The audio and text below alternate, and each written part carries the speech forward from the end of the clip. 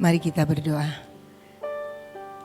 Bapa di dalam surga, sungguh kami bersyukur setiap pagi.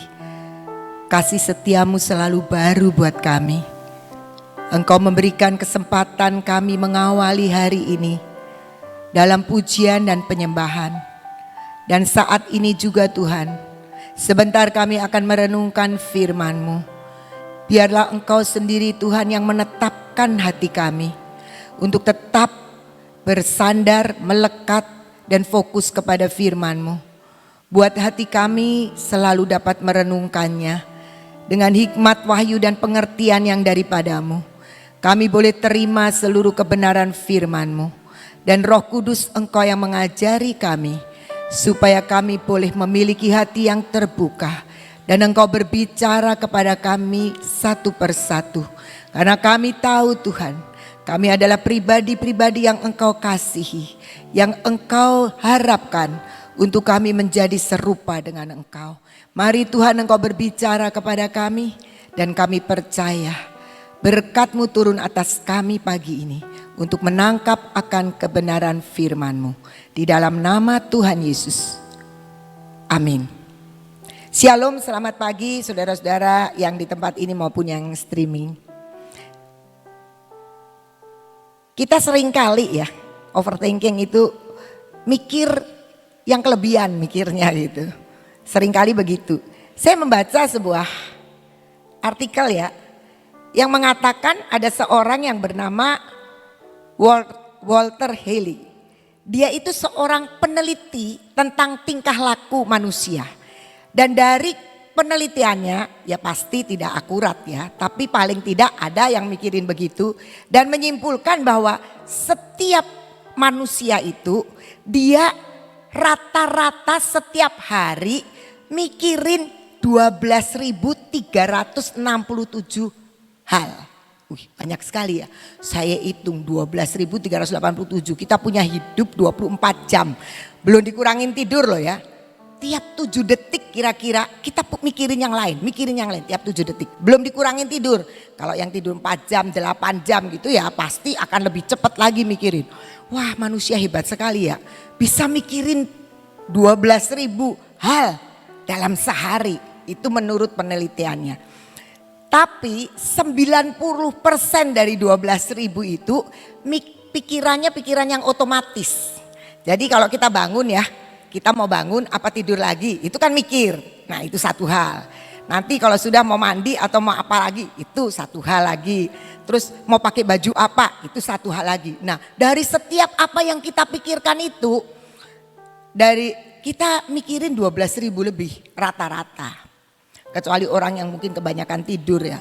Sehari tidur 15 jam lah gitu mungkin mikirannya lebih sedikit. Nah tapi dikatakan 90% itu pikiran otomatis seperti itu. Otomatis saya jalan ke sini, bagaimana saya naik, bagaimana saya membuka mic ini. Itu pikiran-pikiran yang secara otomatis dan kadang-kadang dikerjakan di bawah alam sadar kita gitu. Nah 84% ini menurut penelitian loh. 84% dari yang 12.000 itu banyakan pikiran negatif. Jadi pikirannya itu harus penelitian. Negatif. Jadi contohnya saya pakai baju ini. Itu hasil pemikiran saya. Oh saya mau pakai baju ini. Gak jadi kok kelihatannya gemuk. Ganti lagi. Gak mau ini kayaknya saya gak lebih cantik. Nah pikirannya itu begitu. Itu yang negatif.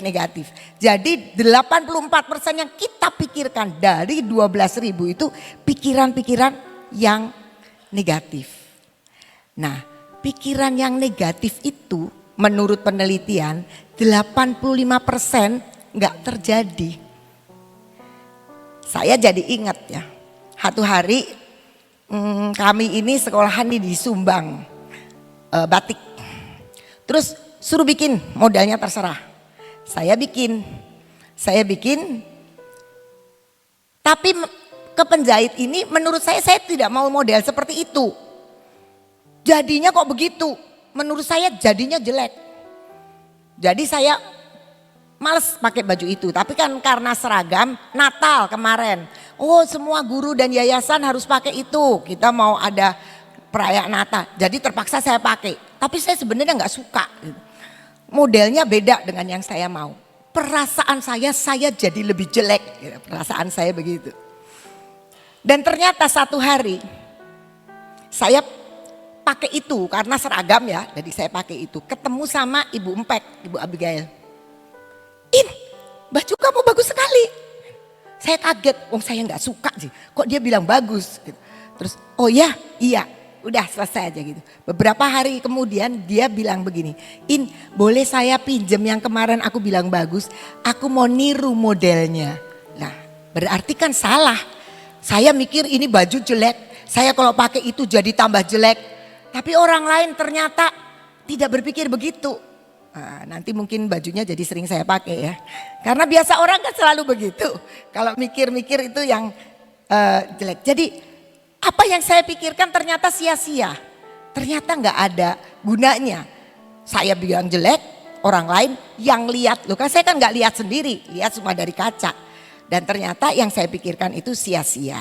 Nah, ternyata 85% dari apa yang kita pikirkan itu jelek. Itu belum tentu terjadi dan tidak pernah terjadi, 15% aja yang terjadi. Manusia sering kali berpikir yang jelek-jelek, lebih hobi. Karena dikatakan di sini 84% dari pikiran yang 12.000 itu lebih banyak cerita negatif. Salah satu negatif itu apa? Khawatir.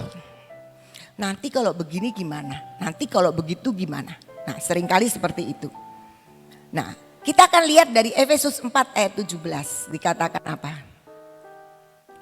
Sebab itu kukatakan dan kutegaskan ini kepadamu di dalam Tuhan. Jangan hidup lagi sama seperti orang-orang yang tidak mengenal Allah dengan pikirannya yang sia-sia.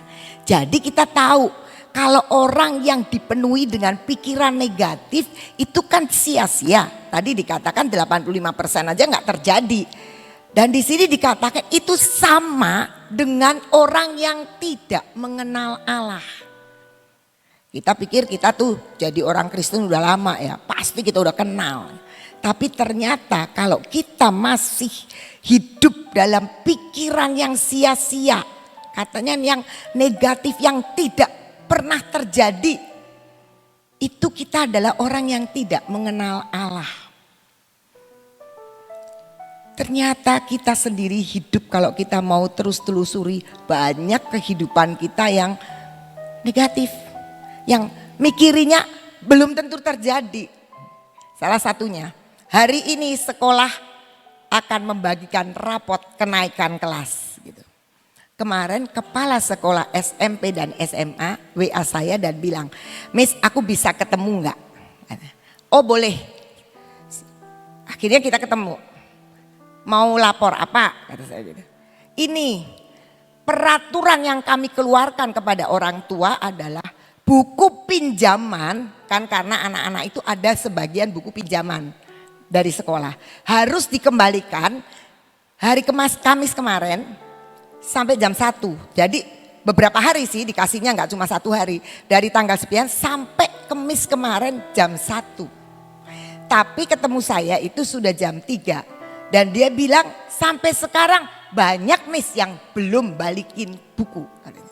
Jadi di peraturannya sudah ditulis kalau buku tidak dan belum dikembalikan rapot tidak bisa dibagi.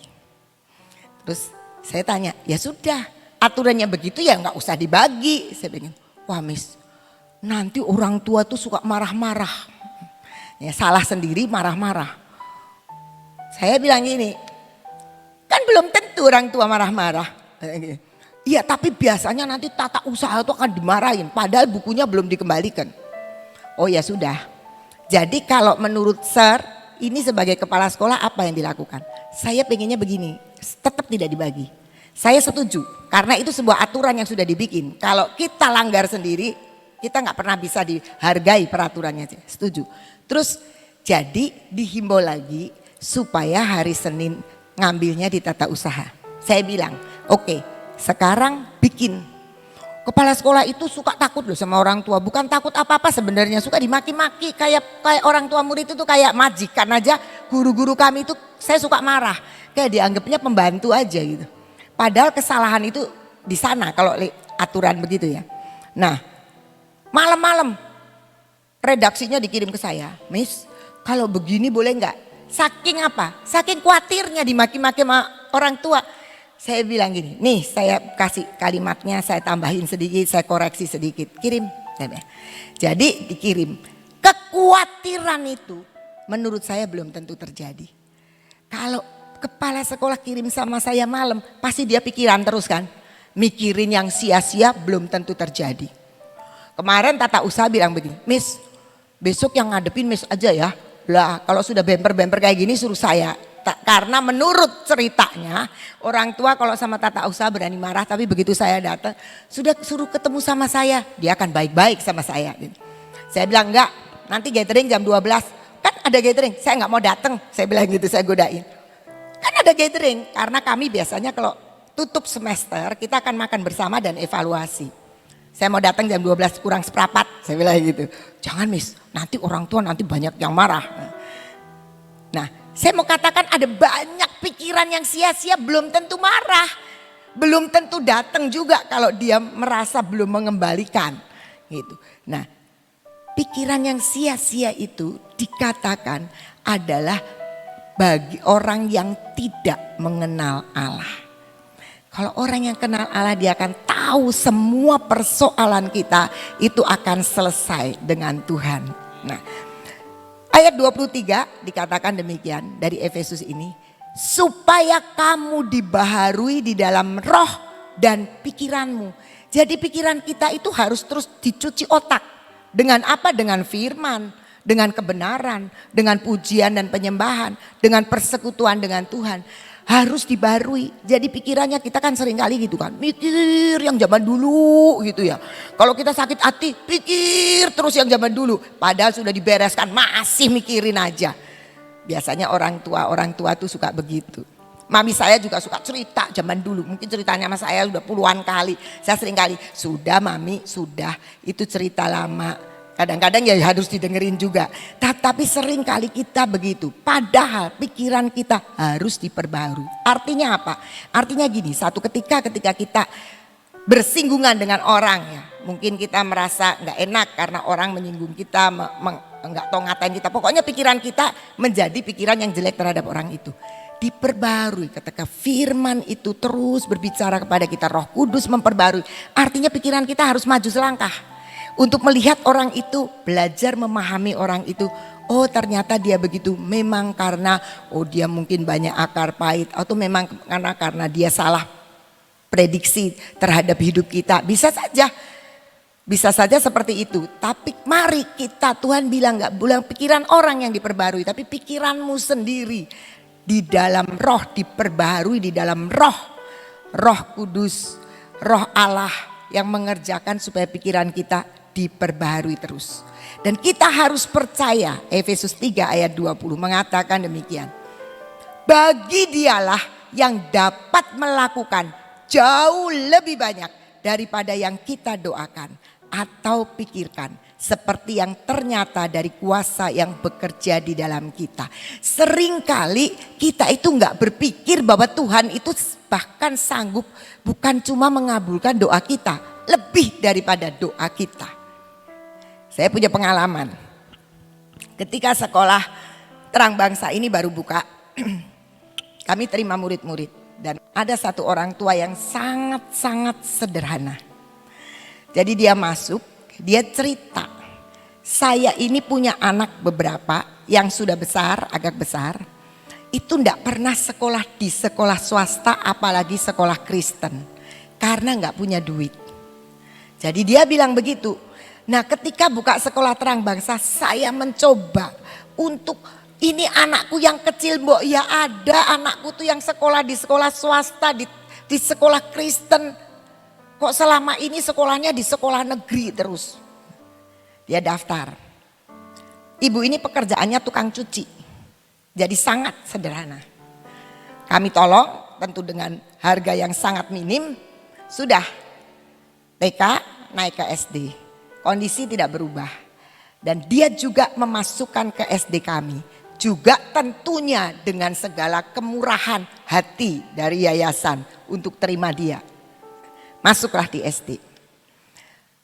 6 tahun kemudian dia akan memasukkan anak ke SMP.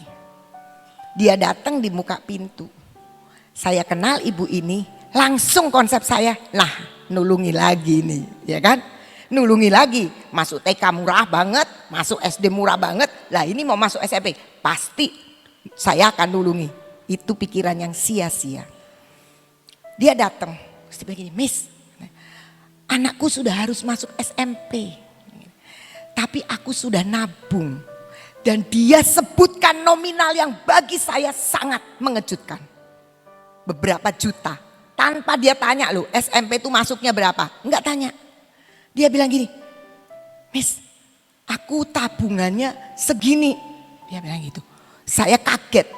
Yang tadinya saya mikir kita itu harus nolong, tapi ternyata dia menyebutkan nominal yang bagi saya mengejutkan. Masih banyak orang yang mampu nawar di bawah itu. Terus ada kata-kata yang menarik. Dia bilang, aku tidak akan tinggalkan terang bangsa. Karena ketika aku nitip di terang bangsa anakku, aku jadi orang yang diberkati. Saya itu bilang, saya hampir gak pernah ketemu orang tua yang ngaku diberkati ketika mau masukin sekolah. Ngaku saja saudara-saudara di sini, kalau mau masukin sekolah pasti semua perhiasan dicopotin kalau bisa. Ngakunya lagi sibuk, apalagi sekarang pandemi. Oh, alasannya adalah pandemi lah, hidupnya gini. Semua kalau datang ke yayasan hampir semua tuh ngomong susahnya hidup. Tapi ibu ini bilang, aku percaya karena aku nitip anak di terang bangsa, aku jadi orang yang diberkati. Sampai saking penasarannya saya bilang, Mbok bersaksi sama saya, diberkatinya apa? Yang ngomong dia loh. Akhirnya dia bersaksi dan memang dia masuk, dia berangkat sekolah harus berjalan kaki. Tidak punya apa-apa waktu nganterin anaknya di TK. Tapi sekarang dia sudah bisa naik motor, dia cerita bla bla bla, ya panjang lah dia ceritanya. Tapi ketika itu saya diingatkan Tuhan.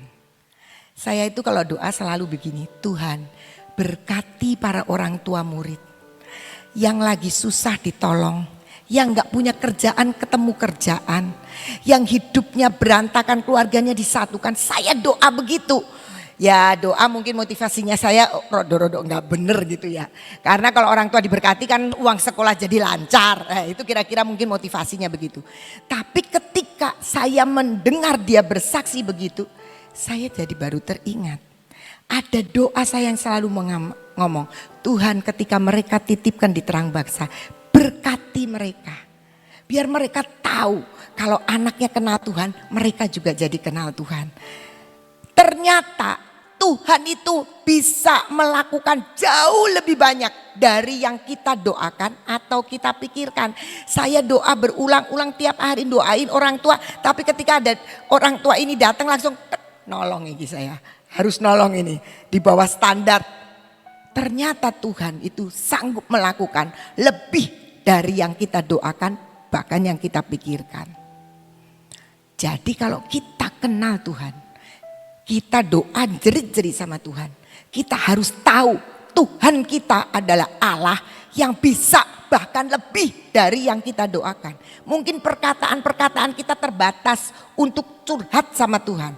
Tapi percayalah kita punya Tuhan yang sanggup melakukan bahkan lebih dari yang bisa kita sampaikan dengan kata-kata kita. Intinya adalah kita harus mengenal Tuhan. Karena dikatakan tadi orang yang punya pikiran sia-sia, orang yang mikirin kekhawatiran, orang yang memikirin kekurangan, orang yang mikirin takut begini, takut begini, takut begini, itu gak kenal Tuhan. Alkitab yang ngomong loh, bukan saya.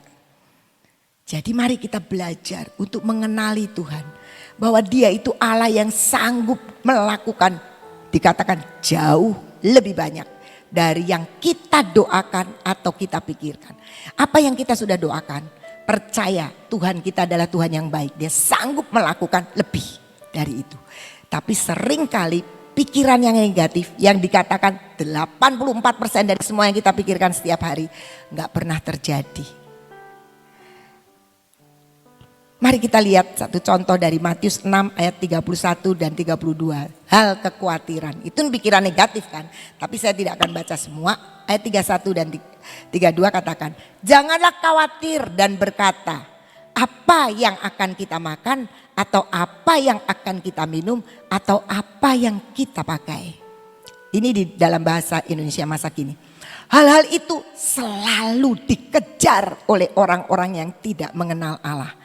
Padahal Bapamu di surga tahu bahwa kalian memerlukan semuanya itu. Jadi kita tahu orang yang tidak mengenal Allah bukan sekedar hidup mikirin yang sia-sia. Tapi dia juga mengejar hal-hal yang terlalu manusiawi. Apa sih nanti kita makan? Oh, kita kadang-kadang bingung, khawatir begini. Dan saya tahu di hari-hari ini banyak masuk pendaftaran baru ataupun orang-orang yang belum bisa menyelesaikan administrasi. Dia selalu menceritakan semua yang lahiriah. Dia bilang kekhawatiran ini, kekhawatiran itu. Saya sering kali bicara begini. Anda mikirin 1 anak, 2 anak, ya mungkin yang di Terang Bangsa 3 anak ya. Kami ini memikirkan guru 80 dengan siswa 730. Tapi saya melihat bahwa Tuhan kami itu adalah Tuhan yang luar biasa.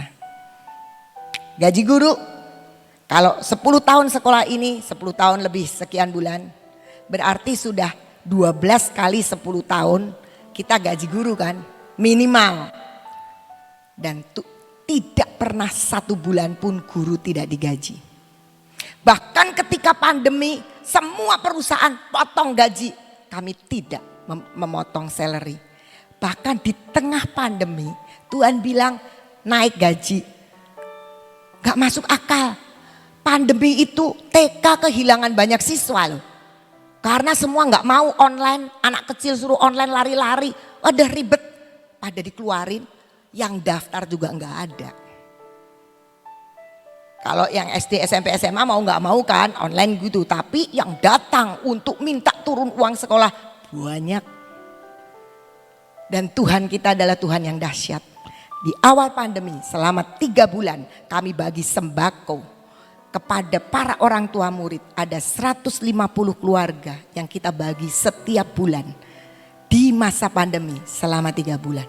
Ajaib kan kalau Tuhan yang bicara, ya kalau Tuhan yang suruh. Di tengah pandemi kami naikkan gaji. Aneh, Tuhan bilang naikin. Kami naikkan gaji. Bisa tuh, gak pernah ngutang.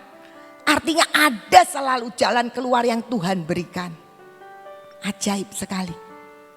Karena apa?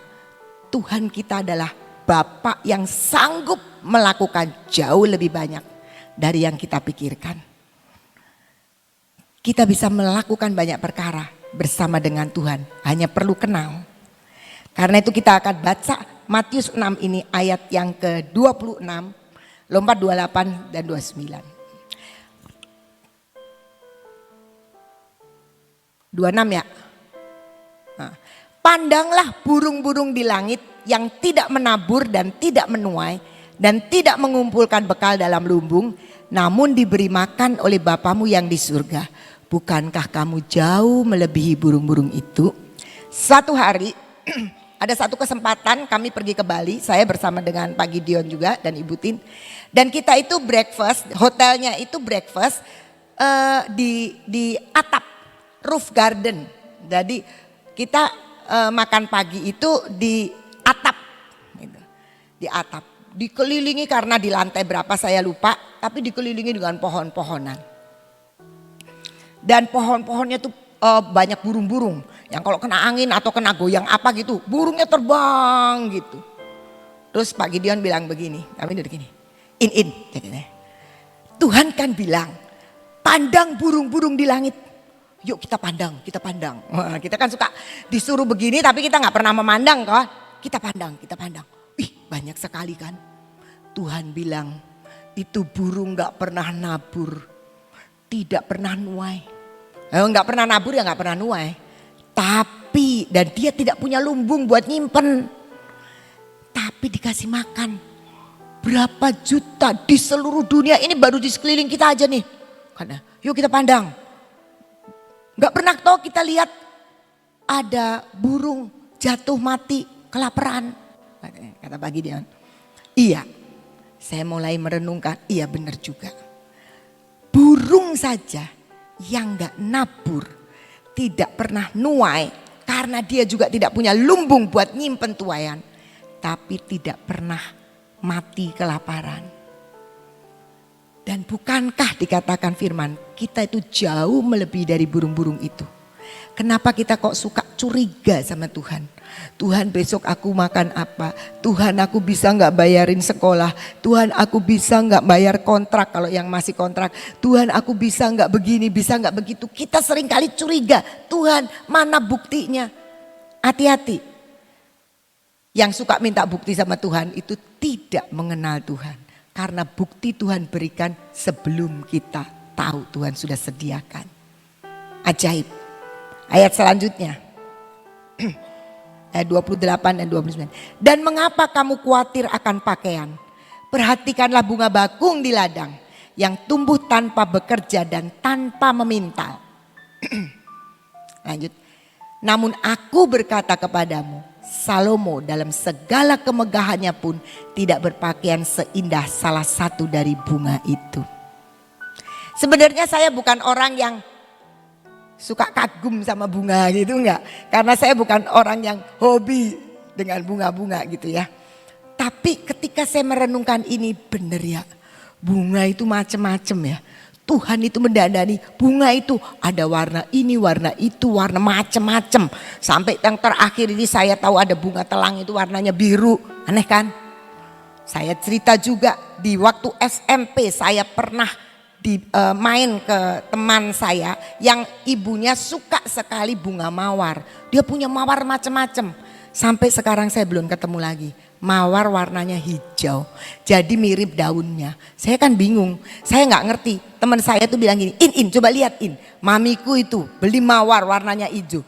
Mana mawarnya? Karena warnanya sama daunnya. Mana warnanya? Itu katanya. Oh iya ya, ternyata warnanya hijau. Biru saya sudah lihat ya. Karena Ibu Nani juga pernah diberikan bunga mawar biru. Tapi yang hijau sampai sekarang saya baru sekali itu ketemu. Tapi Tuhan bisa mendandani. Itu bunga itu kan ngapain Tuhan bikin. Kalau bunga itu cuma semalam sudah layu lagi. Tapi Tuhan bilang kamu perhatikan. Nah kalau gitu, kalau Tuhan bilang kalau Tuhan bilang perhatikan berarti sebenarnya mari sejenak kita berhenti memperhatikan apa yang Tuhan mau. Bunga bakung di ladang yang tumbuh tanpa bekerja dan tanpa memintal.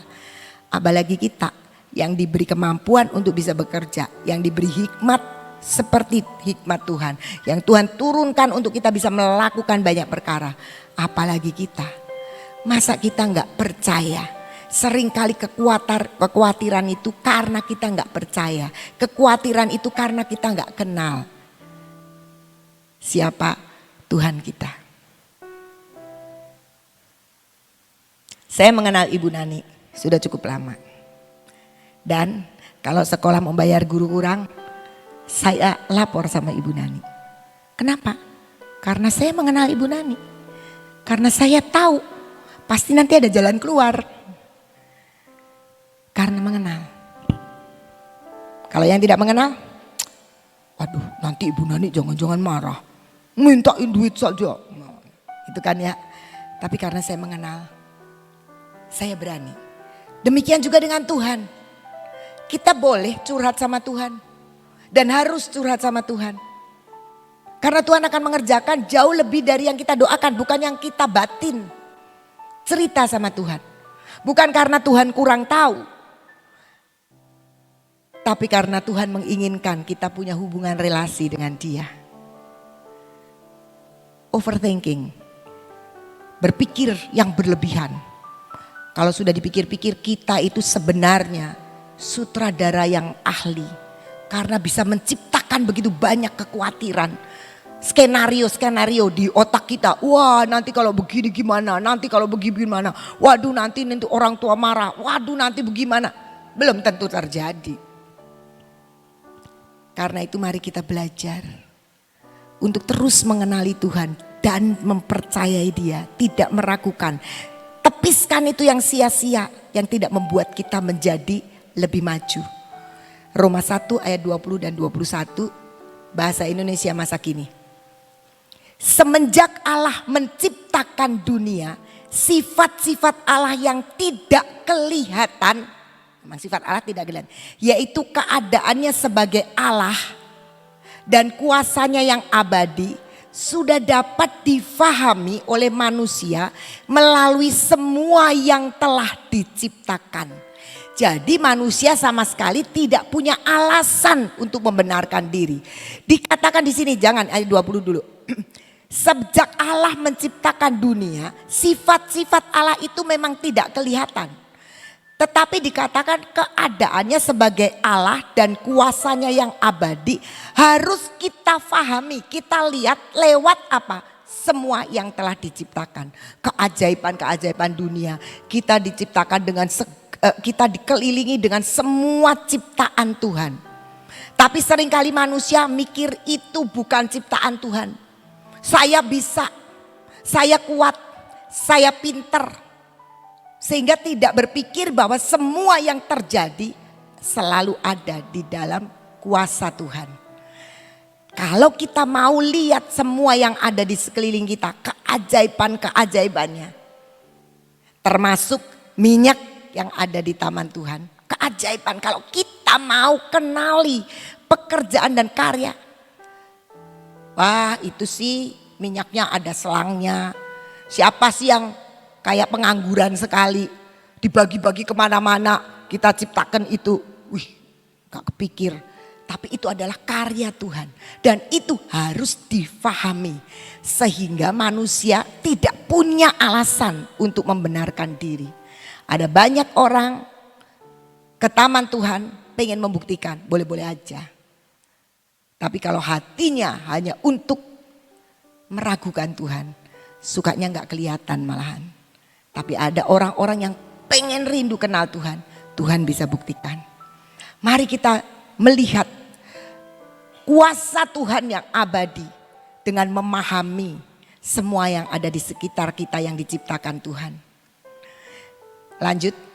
Ayat 21, manusia mengenal Allah tetapi manusia tidak menghormati dia sebagai Allah dan tidak juga berterima kasih kepadanya. Sebaliknya manusia memikirkan yang bukan-bukan. Hati mereka sudah menjadi gelap. Hati-hati. Ketika kita tidak percaya, ketika kita meragukan, ketika kita pikir-pikir yang negatif. Sebenarnya dikatakan kita sedang tidak menghormati dia sebagai Allah. Dan boro-boro mau mengucap syukur dan berterima kasih. Dan dikatakan manusia yang memikirkan yang seperti itu, yang sia-sia. Hati mereka sudah menjadi gelap. Gak bisa terima apa yang dari Tuhan. Mikirnya dirinya benar. Mari kita belajar memahami dan mengenali Tuhan. Dengan memperhatikan burung-burung di udara. Bunga-bunga di memperhatikan semua ciptaan Tuhan, karya-karya Tuhan. Saya bersyukur taman Tuhan gak usah jauh-jauh, ada di Sion. Kita semua yang ada di Sion menyaksikan keajaiban Tuhan. Bahkan orang-orang yang dari luar kota, dari daerah-daerah. Mari kita melihat bahwa Tuhan kita sanggup lakukan jauh lebih banyak dari yang kita doakan maupun pikirkan. Jangan overthinking, terlalu banyak mikir yang sia-sia. Jangan-jangan kita memiliki hati yang sudah menjadi gelap. Mari kita belajar memikirkan apa yang baik, yang indah, yang mulia kata Tuhan. Yang disebut kebajikan, itu semualah yang kita pikirkan. Sehingga hati kita tidak dicondongkan kepada hal-hal yang negatif. Tuhan Yesus memberkati. Terima kasih untuk pagi hari ini, dimanapun kami berada saat ini. Mari saudara kita bersatu hati dan berdoa. Bangkitkan iman kami ya Tuhan. Untuk tetap percaya bahwa Engkau memeliharakan kami. Engkau Bapa yang tidak pernah meninggalkan kami. Engkau pasti menolong kami di dalam segala persoalan yang kami hadapi. Baik persoalan sakit penyakit, baik persoalan keuangan Tuhan, yang kami mau nggak mau seringkali mengalami kekurangan dalam segala perkara. Tuhan, tolong kami saat kami menghadapi persoalan ekonomi perdagangan kami. Seringkali merasakan hari ini kami mau membayar nota-nota dan belum ada uangnya. Engkau akan menolong kami tepat pada waktunya. Terima kasih untuk kasih setiamu. Bapak, kalau saat ini kami sedang di persimpangan jalan, kami tidak tahu putusan apa yang harus kami ambil. Saat ini kami datang kepadamu. Engkaulah yang akan memberikan jalan keluar di dalam segala perkara. Karena engkau penjaga Israel yang tidak pernah tidur. Terima kasih Bapak untuk semua dan semuanya ini. Saat ini kami datang di hadapan-Mu, kami tetap mau berdoa buat bangsa dan negara kami ya Tuhan. Kami berdoa untuk G20 yang saat ini sedang berlangsung di daerah-daerah. Kami minta di dalam nama-Mu, biarlah apa yang diputuskan adalah yang untuk kemuliaan bagi nama-Mu. Semua yang diputuskan adalah membawa kebaikan buat dunia Tuhan, membawa kebaikan buat Indonesia, supaya kami tahu Tuhan bahwa Engkau berdaulat atas bumi Indonesia, Engkau berdaulat atas dunia ini Tuhan. Kalau kami banyak mendengar mau terjadi resesi yang luar biasa, banyak akan terjadi kebangkrutan dunia ini, kami berdoa Engkaulah yang akan memproteksi akan anak-anak-Mu dimanapun juga berada. Perekonomian kami ada di dalam kontrol daripada-Mu. Kami sangat percaya kami ada di dalam proteksi daripada-Mu. Terima kasih untuk semua dan semuanya. Semua musibah-musibah yang bakal terjadi, Tuhan kami minta tidak akan terjadi sebelum waktunya. Engkaulah yang mengendalikan semuanya, karena kami tahu Engkaulah penguasa langit dan bumi. Terima kasih untuk kasih setiamu. Bapak, kami berdoa, virus apapun tidak akan mengena kami. Saat ini kami minta di dalam nama-Mu, daya tahan tubuh Kau berikan buat kami. Daya tahan tubuh kami terima di dalam nama Tuhan Yesus. Daya tahan tubuh memasuki hidup kami. Daya tahan tubuh memasuki seluruh sel-sel dalam tubuh kami. Sehingga Kau beri kekuatan ekstra dalam hidup kami. Terima kasih untuk kasih setiamu. Segala puji, hormat dan syukur kami naikkan di hadapan-Mu Bapa. Di dalam nama Tuhan Yesus. Mari kita masuk dalam pengurapan.